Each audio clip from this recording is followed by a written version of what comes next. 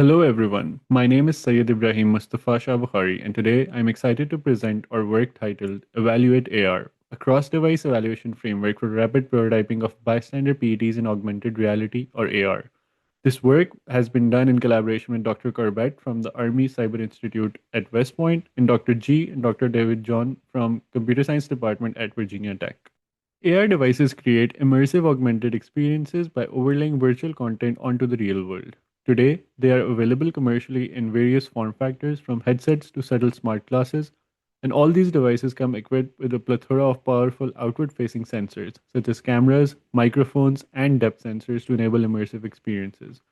And to keep the virtual content responsive and aligned with the real world, this sensing remains continuously active. The always on sensing of AR devices results in the bystander privacy problem. Bystanders are people surrounding an AR device who are not using the device themselves, but whose data still gets collected, often without their awareness or consent. Take depth sensors, for example. These create a spatial map of the environment, but they can capture bystanders in this mapping process. The same is true for microphones. Conversations between bystanders across the room can also be picked up. Similarly, cameras capture rich, detailed visual information like faces, documents, or screens, or the environment itself that can expose personally identifiable information about bystanders, causing great privacy risks to them. Visual bystander PETs have been developed to address this problem. In our survey of 15 such PETs, we found that they are mostly evaluated on their usability, privacy protection, and system performance. Usability is evaluated for several PETs, but often to a limited extent. Privacy is evaluated more frequently. However, performance evaluation is much less consistent and is often limited to a single device. These evaluations represent a trend in the PET evaluation where we lack a clear understanding of PET's performance and privacy performance trade offs across devices. Zooming out, traditionally, PETs followed this evaluation lifecycle, but it has three key limitations. First, PETs are typically developed and tested on a single headset. Human experimenters and participants introduce variations across trials. And third, recruitment, setup, compensation, and manual analysis makes evaluations costly. Any PET change or new device may require repeating the entire process. This makes evaluation difficult to reproduce and limits cross device privacy performance trade offs. Our framework, EvaluatAR, separates PET evaluation into early and late stage evaluation. Doing so brings several advantages. Researchers can test the same PET across multiple headsets. Recorded stimuli and standardized inputs make trials repeatable. Standardized outputs support semi automated and cross device analysis. Conditions can easily be replayed after each change for rapid iteration to test PET modifications or to test it across the devices. In mature PETs, then move on to human studies for usability and ecological validity evaluations. Overall, EvaluatAR makes early stage PET evaluation controlled, repeatable, and cross device. EvaluatAR achieves this via its three-stage record and replay workflow. In data collection, EvaluatAR records the visual stimulus and PD sensor inputs. The challenge in doing so is that even small changes in the viewpoint can alter the PD's camera view and sensor data. So, we record the experimenter's pose relative to a spatial marker for consistent repositioning. In data replay, the same inputs are replayed with a PD and a headset in a configurable manner. However, headsets differ in sensor APIs and processing rates. Hence, EvaluatAR standardizes the PED's inputs and outputs and replays data using elapsed time to maintain synchronization across devices. Finally, the framework logs PED outputs and performance metrics. However, runtime and video playback rates can differ, causing outputs to drift from the stimulus. EvaluatAR time aligns them to support visualization, failure inspection, and cross device analysis where headset frame rates differ. Together, these stages enable controlled cross device performance and privacy performance evaluation of PETs. In practice, EvaluatAR uses this setup to reproduce the same trial conditions across headsets and repetitions. The monitor plays the recorded stimulus for consistent scene replay. A physical QR code provides a fixed spatial reference for repositioning across trials, and a virtual positioning cube also visually guides the experimenter back to the recorded viewpoint.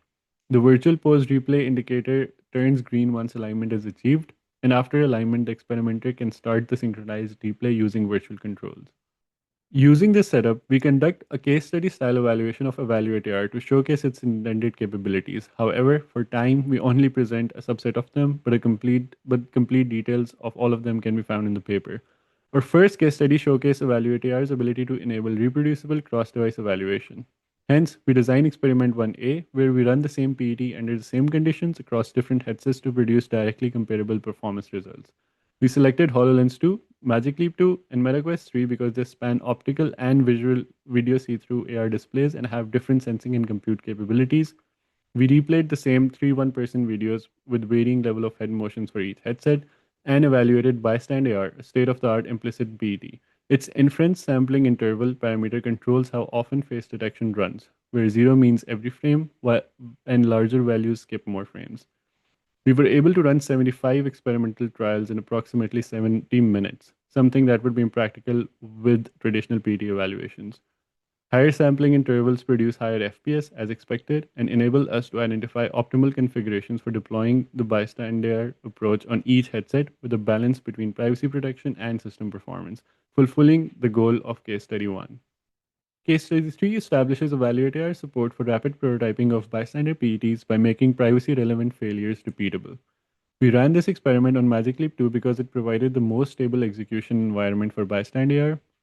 Bystander works by mapping facial detections across frames using overlapping spatial regions, which can fail when faces overlap or temporarily disappear. To stress test this association logic, we replay controlled videos containing overlapping faces and slow or fast face crossing, situation where brief occlusions can cause the PT to lose track of who should remain protected. Before overlap, PETs correctly track the subject and bystanders as separate identities, and during overlap, one face becomes occluded and its detection is temporarily lost. The key question is whether the PET restores the correct identity and privacy states afterwards. We found that bystander failed frequently on these edge cases, and its failures fall into 3 categories. First, the identities are swapped after overlap. This can cause exposure of the bystander while obscuring the subject, causing both privacy and utility loss. Second, the occluded face is detected again as a new identity, so its previous bystander state is lost and continuous protection is broken. Third, one identity is recovered, but the other is assigned incorrectly, again risking the protection of the wrong person. We developed 4 algorithmic modifications to improve bystander's face association logic and used EvaluatAR to run 150 experimental trials in approximately 60 minutes across our 4 proposed modifications and the baseline bystander. KPP was the only modification that preserved the correct identity to privacy mapping in every trial. These results support case study 3's goal by showing that EvaluatAR can reproduce failures, compare fixes, and validate and improve PET design, hence enabling rapid PET prototyping. Our work has 3 key directions for future work. Our evaluation currently focuses on visual PETs. Future work can extend the same record and replay workflow to audio driven and multimodal PETs, making it possible to benchmark privacy algorithms for emerging always on AR glasses such as Meta Ray Bans. Our framework's controlled replay improves reproducibility but does not capture the full social dynamics of live interactions. Future studies can therefore complement EvaluatAR supported early stage evaluation with later stage human subject evaluations. Finally, our experiments did not include concurrent AR content rendering. Future work can extend EvaluatAR to include controllable rendering workloads. Therefore, EvaluatAR provides researchers with a reproducible, low overhead way to evaluate bystander PETs across AR headsets. We have open sourced the complete implementation, which is available through the repository shown here, alongside the project page and the paper. The artifacts have also received the available and reproducible badges so researchers can access the framework and use it to conduct more robust and comparable PET evaluations. This work was supported by Commonwealth Cyber Initiative, the National Science Foundation, and Virginia Tech's Center for Human-Computer Interaction. Unfortunately, we are unable to attend PETS 2026, but we encourage you to email us with any questions or comments on our work. Thank you.